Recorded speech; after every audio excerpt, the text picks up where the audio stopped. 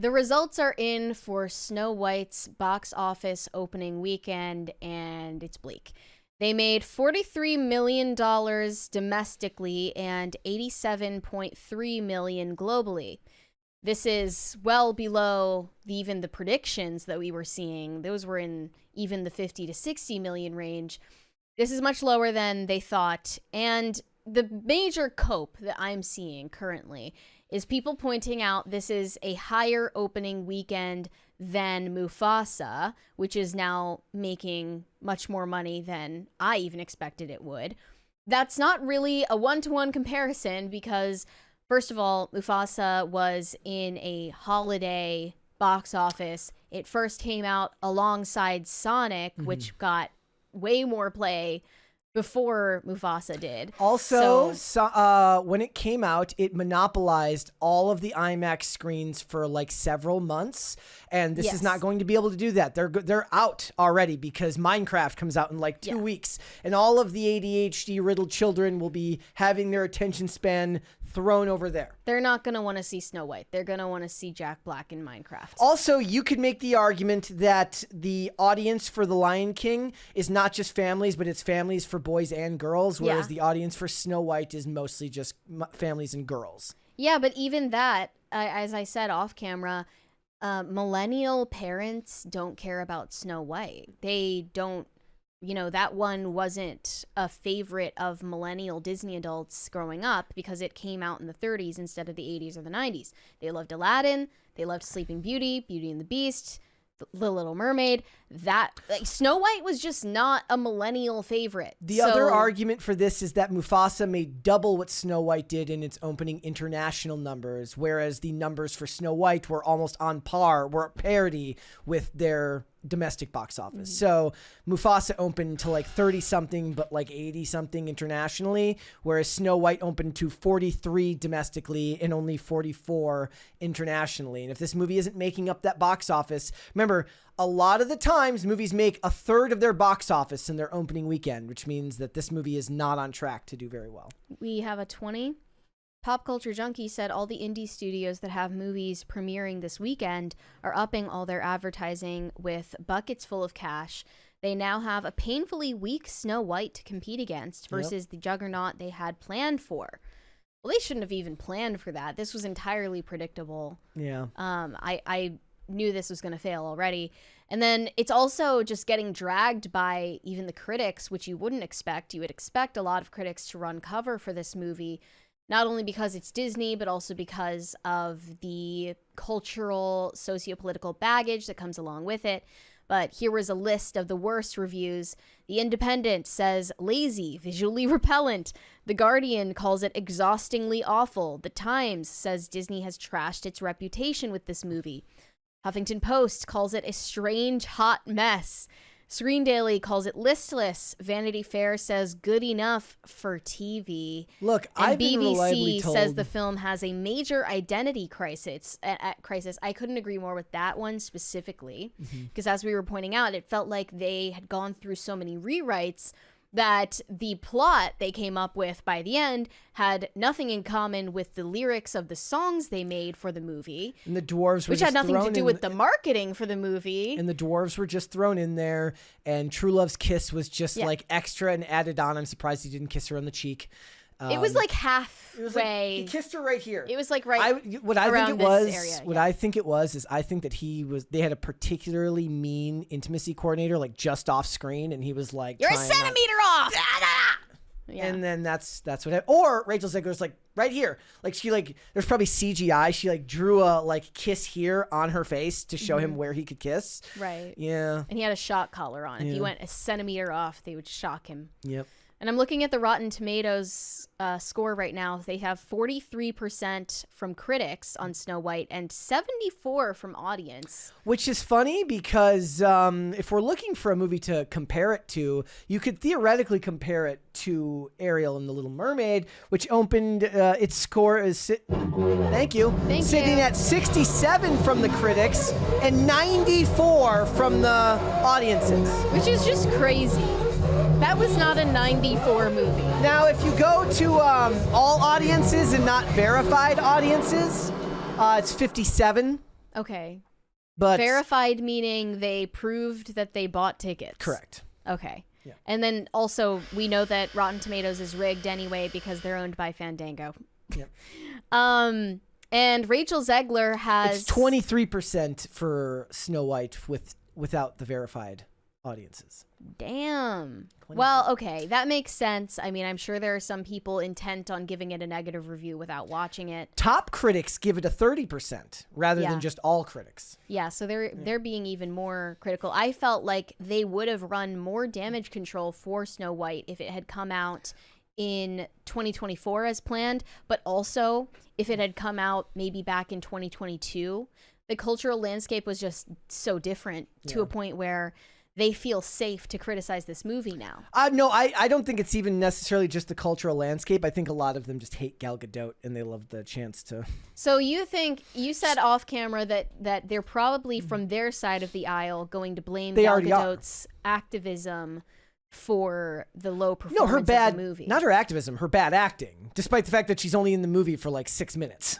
Well, her bad acting, valid criticism, but they want to point it out and place the blame on her because they are against what she does politically. All of the reviews say this movie sucks, but Rachel Zegler is a standout, which is actually basically kind of what I said. I said she's fine in this role, but there's this drip of like, we do it because of what she believes. Like the Discussing Film had a tweet that said, this is Gal Gadot's worst performance of all time, and that's saying something. They're doing that because they're weirdo activists who believe in hashtag Free Palestine, and they're talking about the Oppression Olympics.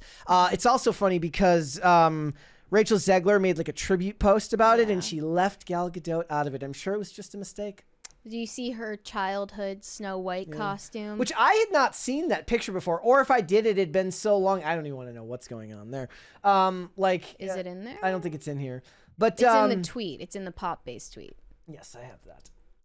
Here, hold, please. You said that it might have been faked, like the way that they tried to claim Kamala Harris worked at McDonald's. I would like to believe that she's like, look, break glass Looks in like case of her. emergency. It looks like her, though. I mean, I guess. In her Instagram caption, she said, "This movie was a life-changing experience that has held about 4 years of my career.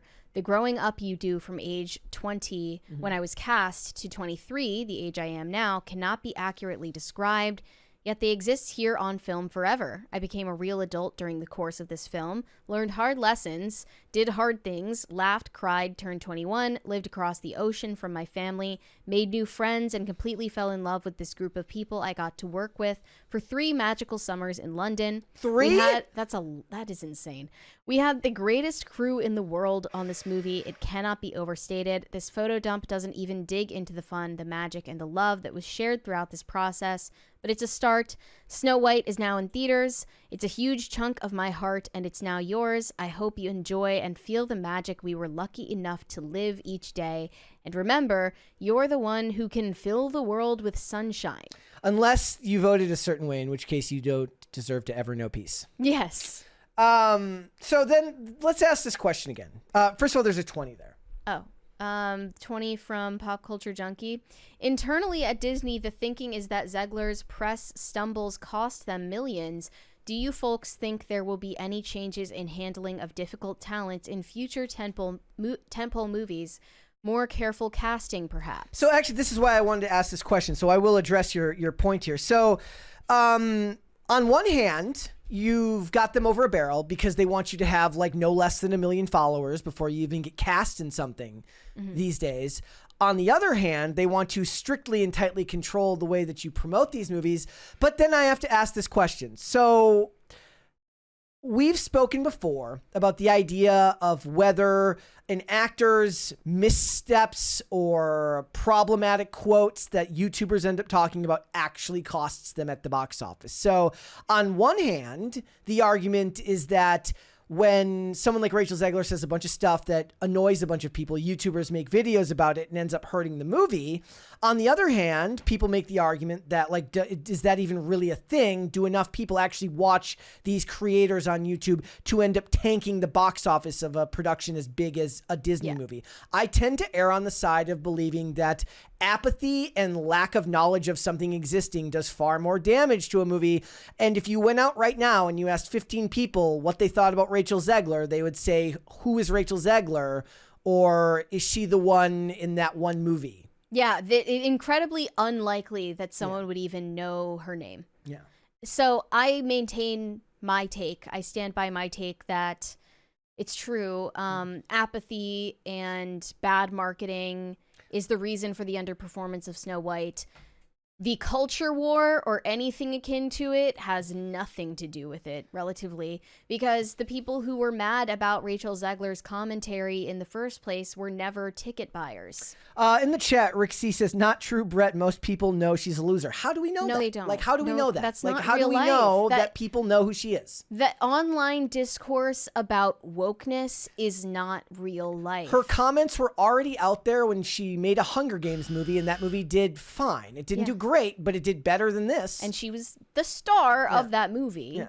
So, I mean, it's not about Rachel Zegler. I mean, I know that it would be really satisfying to come up with that narrative, but it's not true. I feel like it's genuinely just normies not caring about this new Disney movie. There's a 20.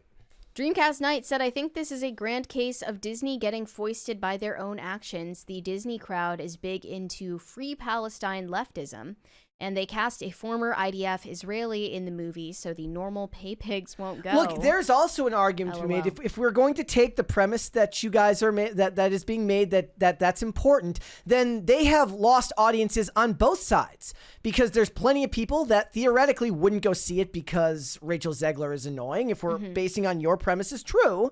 And then there's a ton of people who would say, I'm not going to see it because I don't like Gal Gadot. So is that the case here? I don't know. I would say it's a better decision to boycott it over Gal Gadot's Imagine video, but I tend to believe that most people, when they go to these, look, we talk all the time about how the age of the movie star is dead, right? So if the age of the movie star is dead and what they say doesn't matter, then how can it be both? Yeah. I don't know. I would be more interested, rather than going to theaters and asking people what they thought about the movie, I would like to go to just general places and be like, so what do you think of Rachel Zegler? Like, what do you literally think of every person in that video, maybe besides like one or two exceptions, would be like, who? Yeah. People don't, you're right. The Like, movie star is not a thing anymore. IP is king, for better or for worse. They feel an apathy, rather, not an antipathy, an apathy toward what Disney is making. And that is the problem. That is, well, I said, they got rid of Kang from Marvel. They don't really care about, like I don't believe that anybody's like, oh no real person is like, Jonathan Majors is no longer Kang in the Marvel Cinematic Universe. Marvel was just making crappy movies up at that point. The apathy had already set in. So, and I think that that's going on all the way here. The other thing that could possibly theoretically help this movie is, like, when a Marvel movie comes out, it's like big in its first weekend and everybody goes, and then the numbers tend to drop off a cliff, whereas family movies tend to have stronger holds week after week. I don't know if that's going to happen for this movie. Like I said, it's already segregated down to mostly family audiences with girls, because I just don't know if they're going to if the boys are going to want to go and see this movie. I don't see this movie doing that well. I want to stress again that millennials don't care about Snow White. That's a huge reason why it's underperforming. I know it's like the first Disney princess movie, and that's historically relevant for them. It was supposed to come out last year, the 100-year anniversary, but they got Wish. They had Wish instead. So that was a missed opportunity. But millennials went out to see The Little Mermaid in live action. It didn't even do that well. But they supported that one because they grew up in the 80s and 90s when that came out. Okay, so nobody cared about Snow White. Like, none of the millennials grew up loving Snow White. Almost none of them. And they also, in the live action Little Mermaid, re-performed the same original songs from the animated version. In this version of Snow White, you hear none of the original music. It's only original music they made for this version of it. And they couldn't even get Lin-Manuel Miranda to do it. They must be broke. Or Rachel Zegler just must not like him. Maybe. I mean, that would, I don't know, maybe. They have a beef. She's going back to Broadway anyways. She's going to do Evita. Uh-huh. So, well, in London, actually. I would like to know your guys' thoughts, because this is one of those topics that tends to keep coming up, is do the normie audiences know these actors and know about their controversies, or is that just us on YouTube, or does it affect them greatly? Mm-hmm. Does it or doesn't it? Let us know in the comments down below, especially if you're watching this on segment after we clip this and post it tonight. I would like to know what you guys think. Do you guys believe that Rachel Zegler's poor comments made in 2022 and 2023, and then her comments about Trump, did that affect the box office of this, or is it just that nobody cares about Snow White anymore? Thanks for watching. Listen to full episodes of Pop Culture Crisis on Spotify. Keep up with us on social media and make sure you subscribe and ring that bell so you never miss the show. Bye, guys.